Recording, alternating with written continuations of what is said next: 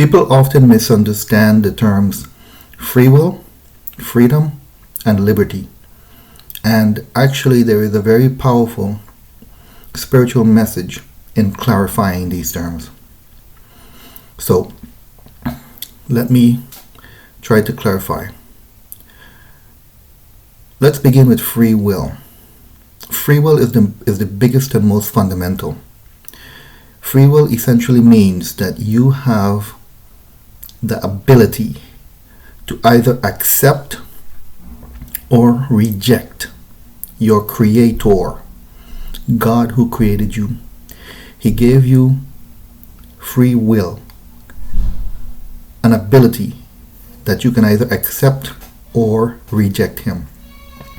And this is the source of all evil. The choice to reject your creator rather than accept your creator is actually the source of all evil in the world.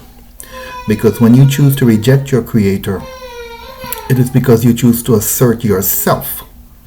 And the asserting of self in a community of beings that were created to love one another, the asserting of self creates an evil dynamic, a destructive dynamic in creation, which is what evil people are and what they do.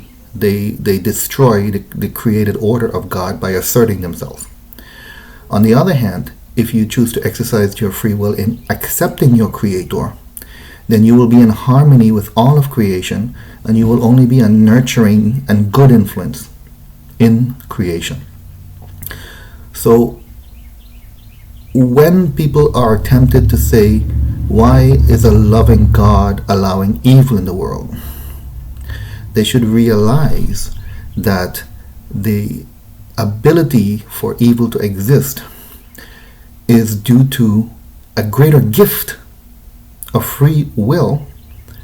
And so why did God give his created beings this ability to reject him? Because of love. Love is the greatest value of God. And in order to love, one must have freedom. One must have the free will. So for example, you cannot have someone love you if they cannot reject you. If you created a robot that must accept you, that robot can never love you because it simply is an automaton. It's doing what it must do. On the other hand, if you created a robot with the freedom to accept you or reject you, and if it accepts you, then it is well maintained and is performing according to its specs.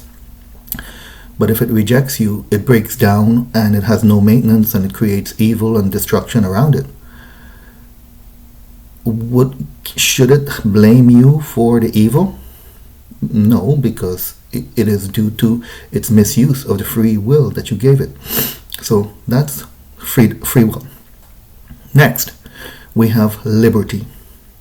Liberty is your ability to make individual choices within creation. Creation is layered in many levels. Creation is an intricate, beautiful, layered, many mansions kind of affair.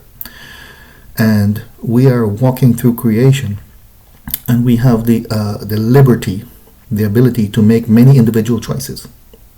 However, depending on our exercise of our free will, those choices will be either good or evil.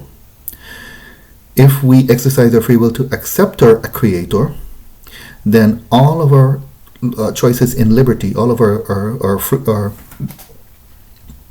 free choices will be in accordance with the way creation was meant to be. It will be all constituting good. If, however, we exercise our free will to reject our creator, then all of our individual choices will constitute evil, will tend towards destruction and chaos in creation. So there is free will and liberty. And finally, we have freedom. Freedom is simply a psychological sense of liberty. When we actually are able to make many individual choices, we develop a sense of being free. and that is what we call freedom. So the biggest one is free will. The second biggest one is liberty. And the last one is freedom. In the end, I think when I am tempted to be dismayed and lament the evil in the world and evil people and the terrible things that happen, when I contemplate that it is only possible because our Creator first invited us to freely join Him in His divine love affair with the creation He created, and an evil is only possible when we misuse this. When I realize this, I am actually inspired to offer praise to the Creator rather than condemnation for evil. I'm actually inspired to offer praise because in every individual act of evil, I see a misused invitation of the Creator to love. And how can you condemn He who created you to love? How could you condemn that unless you have no good in you? So here's my individual unique sermon for the day. Ciao.